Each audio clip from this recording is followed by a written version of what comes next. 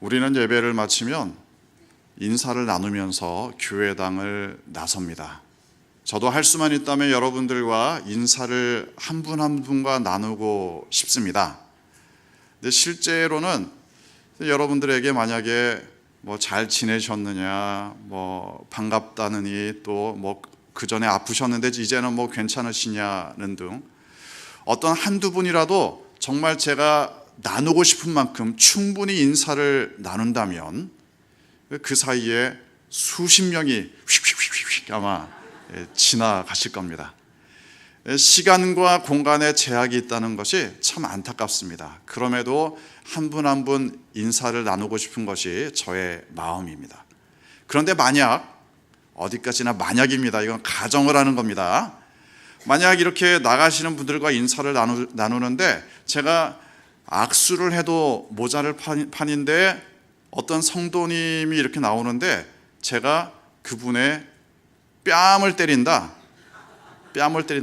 어디까지나 가정입니다. 이거 이렇게까지 말씀을 드렸는데 나중에 우리 목사님이 누구 뺨 때렸대 이러시면 곤란합니다. 아무튼 가정을 하는 겁니다. 성도님의 뺨을 때린다. 그러면 어떻게 되겠습니까? 정말 상상할 수 없는 일이죠. 뒷감당 못합니다. 자, 이제 제가 한 대 쳤으니까 공평하게 반대의 경우를 가정해 보겠습니다. 진짜 쳤다고 할까봐 좀 그런데 아무튼 저도 한 대 맞겠습니다. 이제 인사를 나누기 위해서 성도님들을 맞이하는데 어떤 분이 갑자기 다짜고짜 저의 뺨을 때리는 겁니다. 별로 안타까워지 않으시는 것 같은데 그러면 또 그게 어떻게 되겠습니까? 저는 어떻게 할 것 같습니까? 목사님이 어쩌시겠어 이러실 수도 있고, 아니면 목사님도 건들면 발끈하시겠지 이러실지도 모르겠습니다. 아무튼 이런 건 어디까지나 가정을 해보는 겁니다.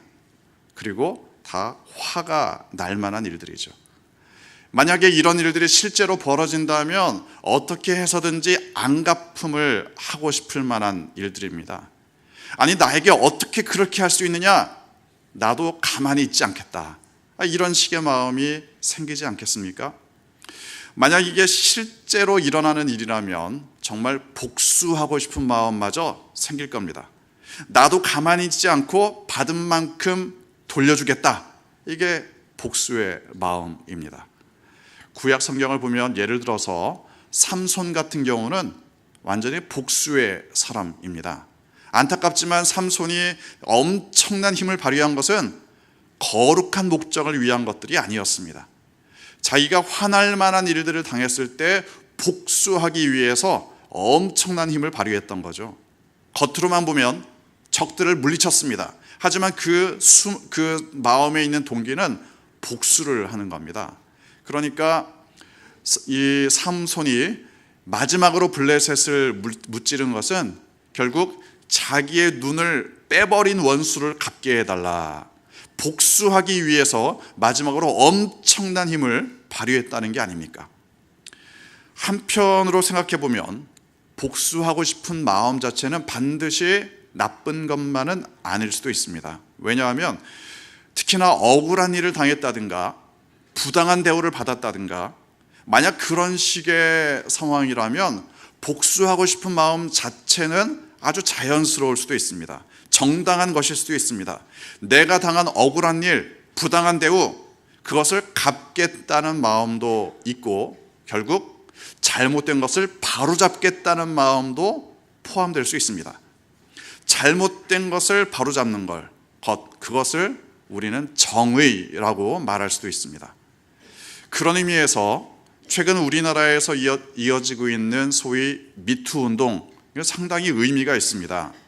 왜냐하면 옛날에는 억울한 일을 당해도 부당한 대우를 당해도 아무 소리 못하고 가만히 있어야만 했습니다.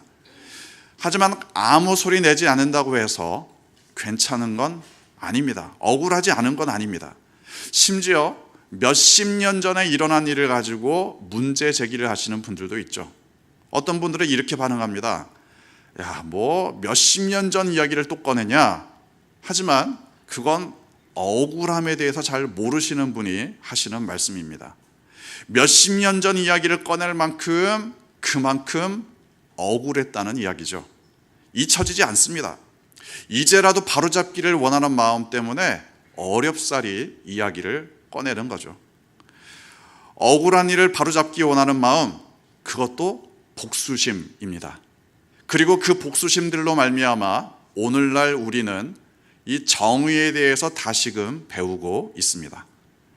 사실 성경에서도 복수 자체를 반드시 나쁘게만 여기는 것은 아닙니다. 심지어 하나님께서도 직접 복수를 하실 때가 있었습니다. 내 백성 건들면 내가 가만히 놔두지 않겠다.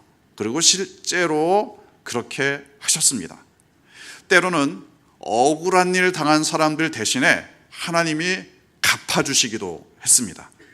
억울함을 풀어주시는 것이 하나님 사역의 중요한 부분 중에 하나입니다. 심지어 복수에 대한 율법 규정까지 사람들에게 주시지 않았습니까? 눈에는 눈, 이에는 이, 그렇게 복수를 하라. 남에게 상해를 입힌 그대로 그에게 그렇게 하라. 이게 율법의 내용입니다. 그런데 이 복수라는 것이, 특히 사람 사이에서 일어나는 복수라는 것이 이게 생각만큼 깔끔하지 않을 때가 많습니다. 말하자면 정확하게 눈에는 눈, 이에는 이, 그렇게만 되는 게 쉽지 않다는 거죠. 받은 만큼 갚아주겠다. 말로는 그렇게 했는데 실제로는 더 갚아주려고 합니다. 심지어 더 갚아주었는데도 속이 생각만큼 시원하지가 않습니다. 복수라는 것은 깔끔하기가 어렵습니다. 예를 들어 영화들 중에는 이 복수라는 것이 대단히 중요한 테마 중에 하나입니다.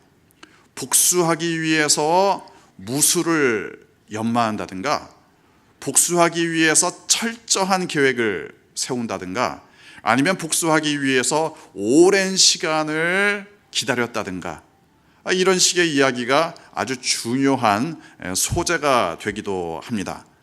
물론 복수를 통해서 정의를 이룬다, 이럴 수도 있습니다. 하지만 때로는 복수를 했음에도 불구하고 생각만큼 속이 시원하지 않더라. 이게 영화에 등장하기도 합니다. 물론 어느 정도는 통쾌할 수도 있겠죠. 나도 갚아주었다. 하지만 심각한 복수일수록, 깊은 복수일수록 그게 그렇게 생각만큼 시원하지가 않습니다. 왜냐하면 복수를 해도 나의 상처가 반드시 아무는 것은 아닐 수도 있기 때문에 그렇습니다. 내가 받은 고통 너도 당해봐라. 물론 상대방에게 고통을 입힐 수 있습니다. 하지만 상대방이 고통을 받으면 나의 아픔, 나의 억울함, 나의 상처, 이거 다 치유가 됩니까? 이게 생각만큼 그렇게 쉽지가 않습니다. 복수를 하고 싶은 상황, 더 나아가서 정의를 이루고 싶은 상황, 그런 상황들이 분명히 있을 수 있습니다. 그런데 어떻게 하는 것이 진정한 하나님의 정의를 이루는 거냐? 진정으로 나의 억울함을 풀고 나의 상처를 치유할 수 있느냐? 예수님께서는 이렇게 말씀하셨습니다. 본문 39절 함께 읽겠습니다. 나는 너희에게 이르노니 악한 자를 대적하지 말라. 누구든지 내 오른편 뺨을 치거든 왼편도 돌려대며. 이 말씀 참 어려운 말씀입니다. 말하기는 쉬워도 실제 상황에서 어떻게 하느냐, 이게 완전히 다른 행동을 할 수도 있습니다. 그리고 더 나아가서 왜 그렇게 해야 합니까? 왜 악한 자를 대적하지 말아야 합니까? 왜 왼편 뺨을 돌려대야 합니까? 물론 그렇게 하라고 예수님께서 분명히 말씀하셨죠. 하지만 왜 그래야 하느냐? 분명한 사실 한 가지는, 이 말씀은 가해자들에게 주시는 말씀은 아닙니다. 가해자들이 자신의 행동을 합리화하기 위해서 이 말씀을 이용하라고 주신 말씀이 아닙니다. 야, 왼편 뺨도 돌려대라고 성경에 써 있잖아. 자, 왼편 뺨 돌려대. 이러라고 주신 말씀이 분명히 아닙니다. 한마디로 피해자들에게 주신 말씀입니다. 피해자도 그냥 피해자가 아니라 그리스도를 본받기 원하는 피해자들에게 주시는 말씀입니다. 이 말씀을 그래서 우리가 자세히 살펴볼 필요가 있습니다. 억울한 사람들, 부당한 대우를 받는 사람들, 또 피해를 입은 사람들, 이런 상황이 정말 다양할 수 있습니다. 다른 사람들은 이해하기가 힘든 복수심이 사람들에게 일어날 수 있습니다. 먼저 오른편 뺨을 맞았다. 한번 생각해 보시기 바랍니다. 이게 어떻게 하면은 오른편 뺨을 맞을 수 있습니까? 물론 내 손으로 때리면 오른편 뺨을 맞을 수 있을 겁니다. 하지만 일반적인 상황에서 오른손잡이가 상대방의 오른편 뺨을 때린다. 어떻게 하면 됩니까? 안 해보셔서 잘 모르시겠죠. 잘 생각해 보면 이 오른손의 손등을 이용해요. 오른손의 손등을 이용해서 때려야 상대방의 오른뺨을 때릴 수 있습니다. 그래서 이 오른편 뺨을 때린다는 것, 고대 문헌들에 의하면 이건 상대방을 모욕하기 위한 행동이었다. 상대방을 물론 아프게 하는 것도 목적이지만 상대방을 조롱하기 위한 목적으로 오른편 뺨을 손등으로 때렸습니다. 이건 상대방을 모욕하는 것이기 때문에 만약 구약 율법을 그대로 따른다면 나도 오른편 뺨을 때려주면 됩니다. 그러면 율법은 준수할 수 있습니다. 하지만 예수님께서는 전혀 다른 말씀을 하셨습니다. 너는 때리지 말라. 오히려 왼편 뺨을 돌려대라. 이거 참 어렵습니다. 그런가 하면 이어지는 말씀들도 마찬가지입니다. 이게 간단한 상황들이 아닙니다. 예를 들어 40절에서는 이렇게 말씀하죠. 너를 고발하여 속옷을 가지고자 하는 자에게 겉옷까지 주어라. 겉옷까지. 당시 이스라엘 사람들의 일반적인 복장은 속옷과 겉옷 두 벌이었습니다.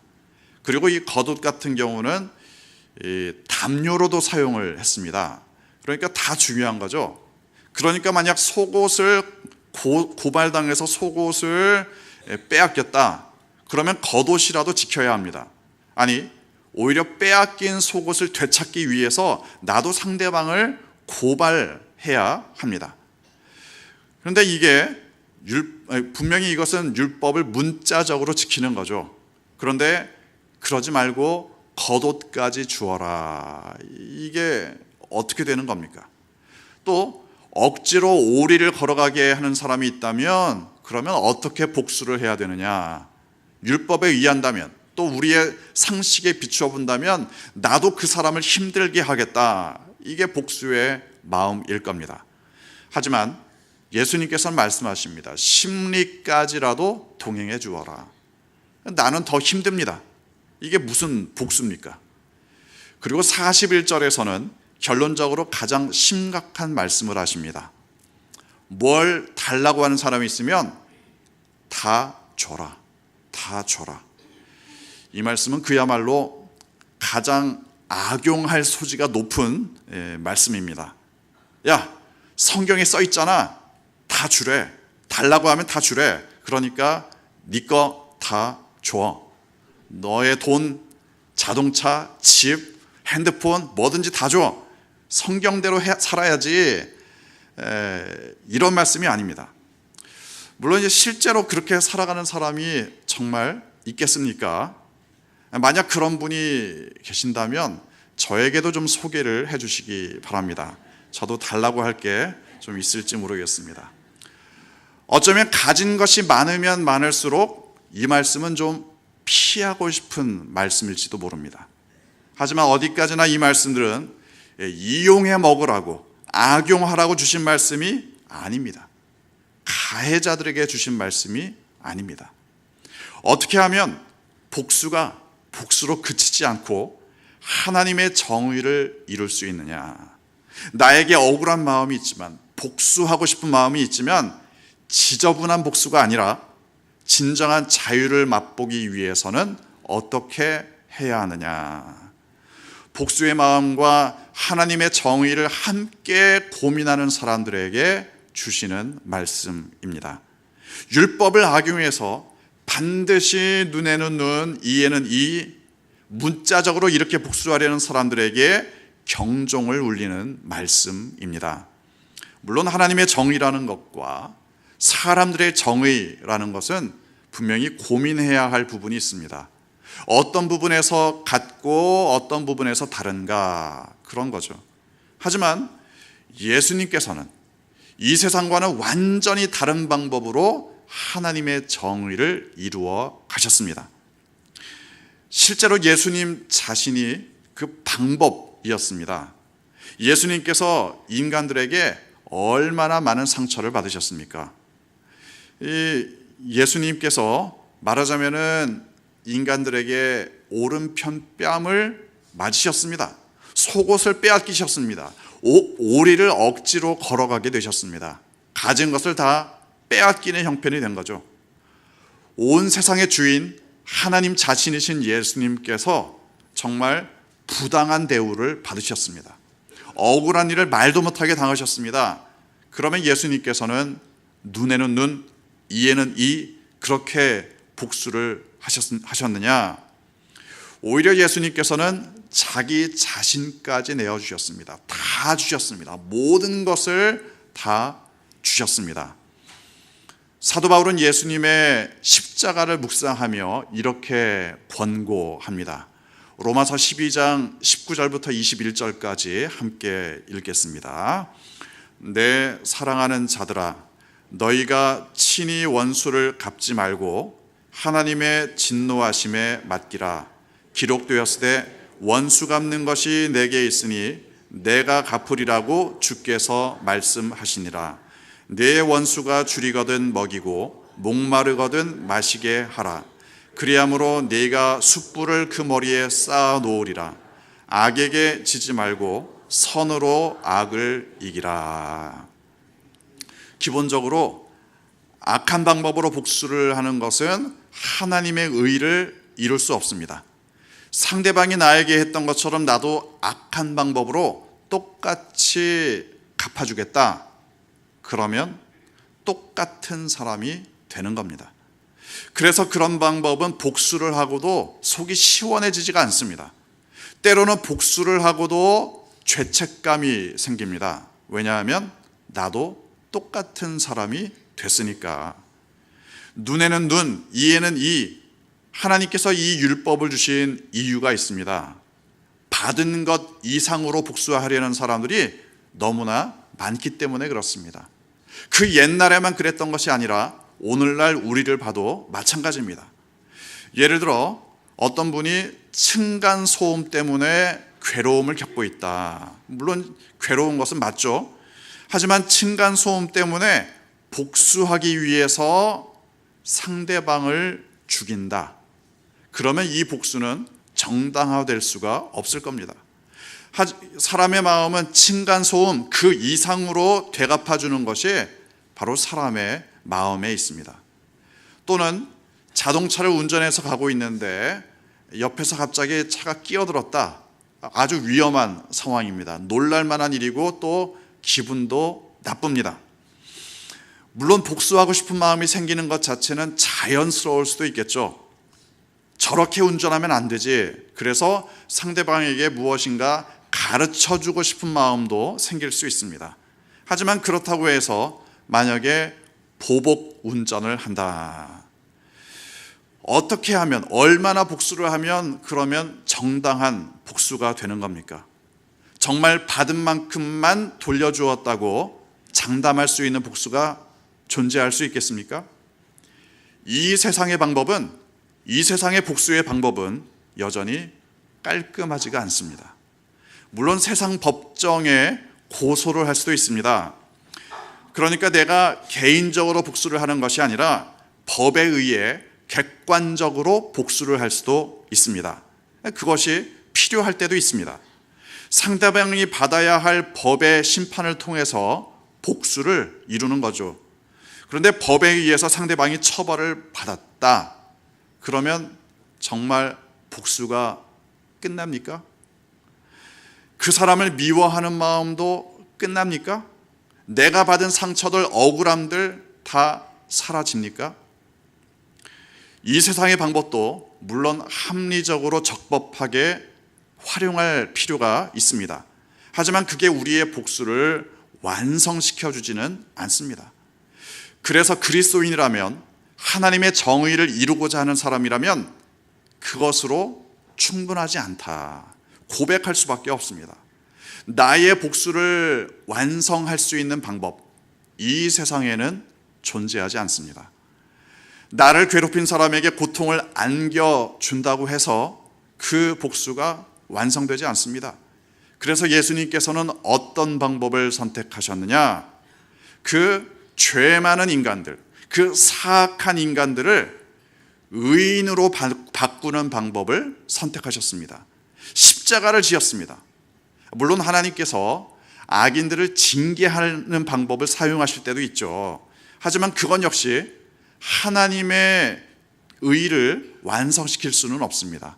왜냐하면 죄인을 징계한다고 해도 또 죄를 짓는 것이 죄인들의 모습이기 때문입니다. 따라서 예수님께서는 그래서 십자가를 선택하셨습니다. 이게 가장 완벽한 하나님의 정의입니다. 그리고 그건 동시에 가장 완벽한 하나님의 복수입니다. 예수님께서 고문을 당하시고 또 십자가에 달리실 때 로마 군인들이 말도 못하는 이 폭력을 행사했습니다. 로마 군인들에게 예수님께서 그러면 어떻게 복수하셨느냐? 잠잠히 십자가에 달리셨습니다. 또 바리새인들과 사두개인들이 십자가에 달리신 예수님을 조롱했습니다. 예수님께서 그들에게 어떻게 복수하셨느냐? 끝까지 십자가에 달리셨습니다. 예수님은 악한 방법으로 복수하지 않으셨습니다. 임시 방편으로 복수심만을 불태우지도 않으셨습니다. 악에게 지지 않고 선으로 악을 이기셨습니다. 안갚음을 한 것이 아니라 십자가로 악을 물리치셨습니다. 이 사도 바울의 경우에는 에베소에서 감옥에 갇혔죠. 갇히기 전에 엄청나게 얻어맞았습니다. 복음만을 전했는데 얻어맞고 진짜 억울하고 부당한 대우를 받았죠. 그런데 하나님의 역사로 지진이 나고 감옥문이 열렸을 때 사도 바울이 어떻게 복수를 했는가? 계속 복음만을 전했습니다. 그래서 그 감옥을 지키던 간수와 그 가족이 구원을 받게 된 거죠. 여러분도 억울한 일이 있습니까? 내가 겪은 부당한 대우, 복수하고 싶은 마음이 있습니까? 그러면 어떻게 복수를 하시겠습니까?